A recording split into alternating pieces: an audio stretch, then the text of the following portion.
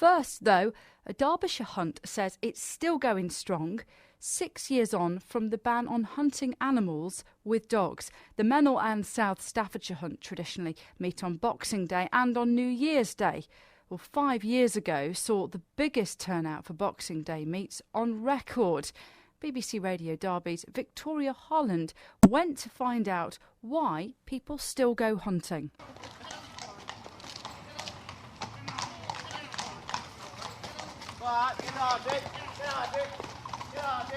My name is Ms Hingley.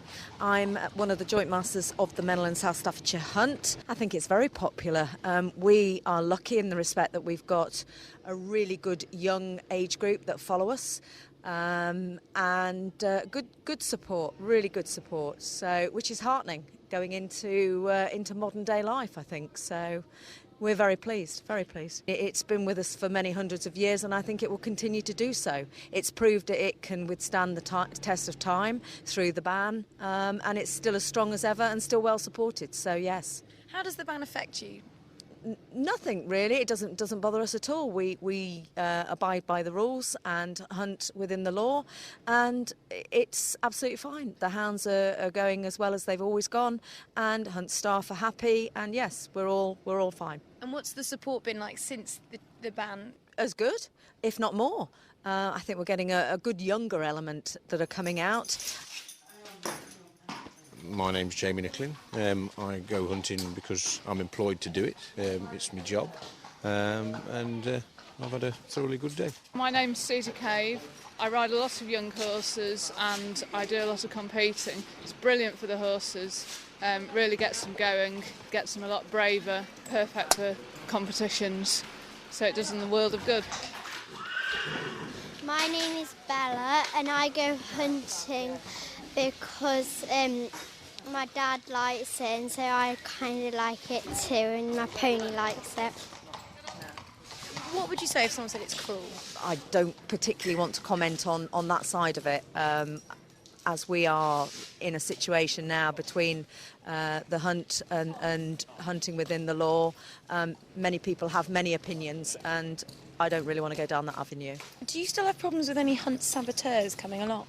They come along, but they do their job or what they think is their job, and we get on with what we're doing, and we're not bothered with them, we're not worried by them. They're part of modern day hunting.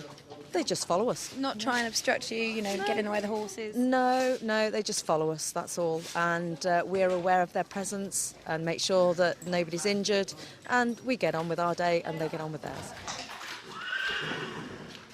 Victoria Holland reporting for BBC Radio Derby with the Meynell and South Staffordshire Hunt. And later in the show, I'm going to be hearing from an animal rights campaigner who has previously been a hunt saboteur. Asking the question this morning then, fox hunting, where does it sit with you? Something that just washes over you, or do you feel passionate? Do you feel it's cruel? Is it part of our countryside culture? Are you quite at one with the fact that it happens now if they're not hunting animals?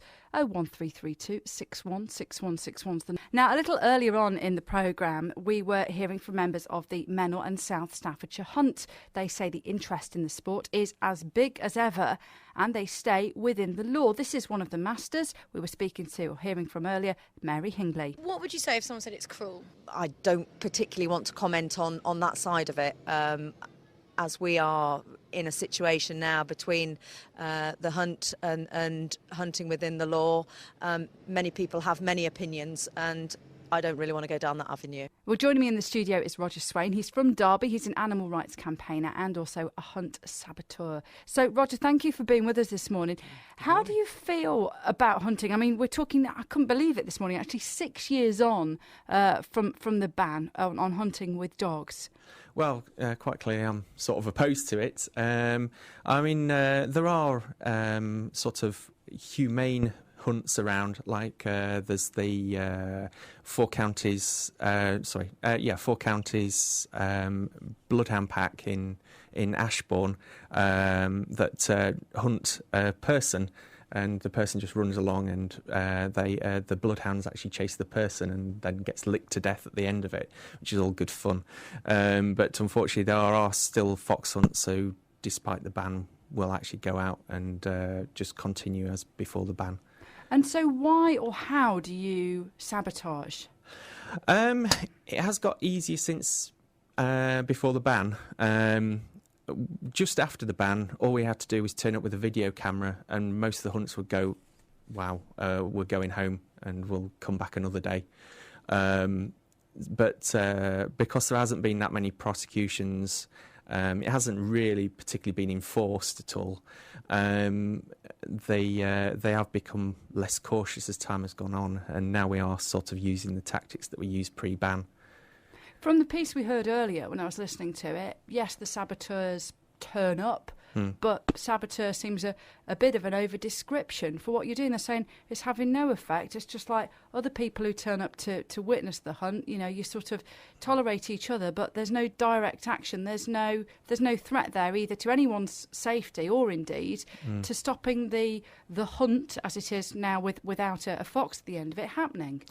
Well, I give you sort of basic timeline. Sort of up to about 2007, we could just turn up with a camera and they would stop hunting.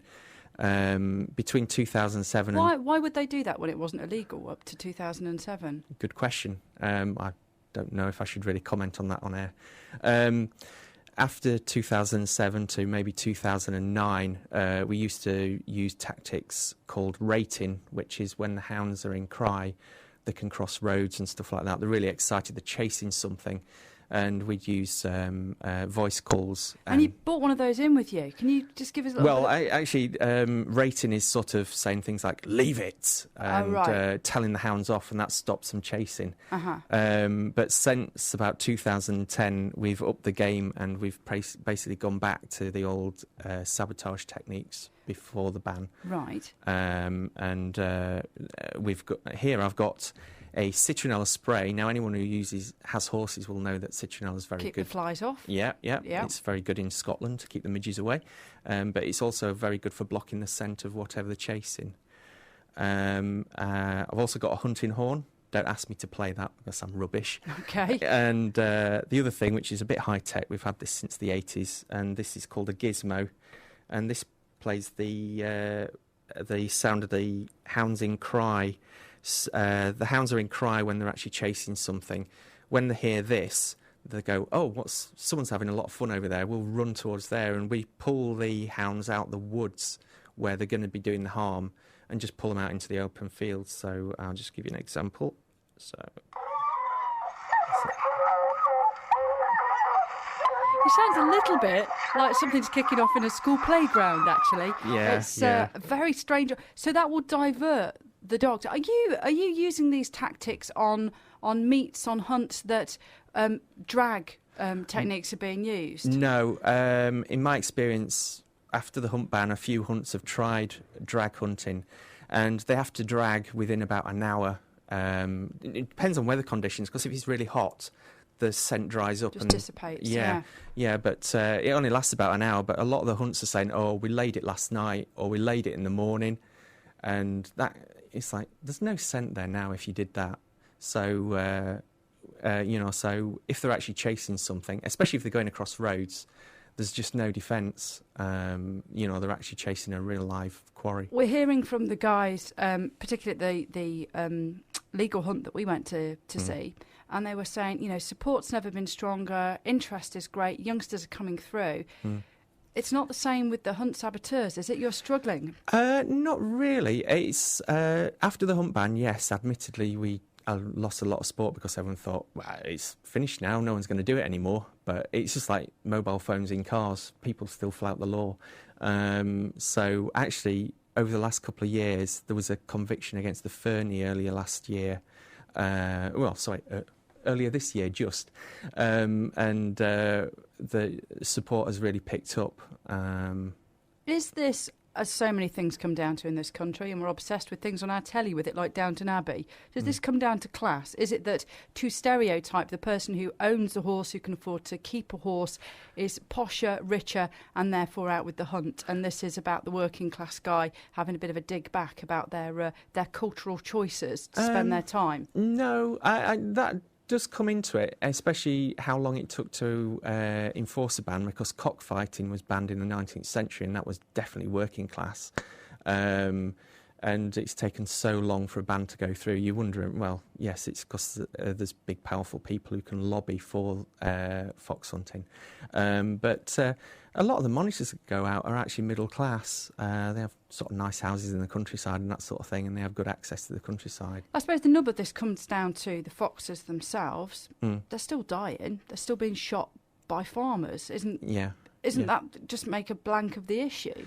Well, not really, because as the Burns inquiry looked into it, it puts a lot of stress onto the quarry species, whatever it is.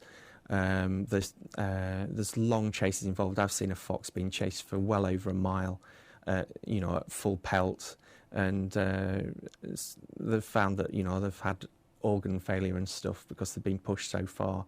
So it's the difference between humane control and killing and torturing something for fun, really. Roger, thank you very much indeed for being with us this morning. Thanks very much. Roger Swain joining us on the programme. As always, your thoughts, your opinions on any of the issues we discuss are very welcome indeed. We've certainly had some on this morning, and I'll be sharing a few of those in the next few minutes on Contact this morning. Alina, hunting is man's basic instinct, and man wouldn't have survived without it. Some people still probably feel the need to go hunting today for their sport. Years and years ago, we had a small holding, and the fox killed not one but all of our chickens. But that is the fox's instinct, and he has got to survive. That's nature. Thank you to Trev on the text. He says, Alina, hunts are a natural part of country life. Foxes are vermin and cause excessive damage to livestock. The hunt vigilantes never ever cleared the chip off their shoulders. Getting lots of reaction actually this morning to what we've been hearing about the hunts, and having spoken to a hunt saboteur from Derby as well. Your thoughts are very welcome. To get them in quick, please, in the next 15 minutes. So let's have a word with Bill, who's in Birchover. Morning, Bill. Good morning. How is gorgeous Birchover this morning? Oh, it's always gorgeous. Now then, you've rung up to talk about, well, actually it isn't fox hunting anymore, it is hunting, but you felt particularly strongly about it. I've got to strictly strongly about people that seem so determined to consider the fox to be a lovely animal. I mean, we just had, out of 14 chickens or hens, laying hens, we had a fox one night. He broke in. He killed 8, took 1, and left 7 lying dead and frightened the others to death. So I just would like to see all foxes wiped out. Don't you feel they do have their part in the food chain though, and almost as the developed species, as humans, it doesn't give us the right to rip them from limb just because they've ripped our animals from limb? Well, I have no sympathy with the foxes or even the badgers for that matter, because they're doing such to my profession, they are doing a lot of damage. But I'm very distressed over what the foxes has done at this present time, and so I'm very biased. And when it comes to your chickens, not one left living? Yes, there was 6 left living, very, very frightened, wouldn't come out, wouldn't eat for 2 or 3 days, traumatised. How's the fox got in? And because he scat a hole, he dug a way in underneath the netting. It is most chicken owners' worst nightmare. And I think actually, you sound like you've had hens for a long time, but we're hearing increasingly people are keeping chickens. We've had foxes killing them for a long time as well. They're just very animal bent on. I mean, if they come and took 1 for the dinner, fair dues, but when they come and kill the rest and just take 1, it goes against the grain. Bill, good to have your opinion on the programme this morning. Thank you for being with us. Bill in Birchover. Sharon in Hena, thank you for the text. She says, foxes are beautiful, but they do cause a lot of death in farm animals.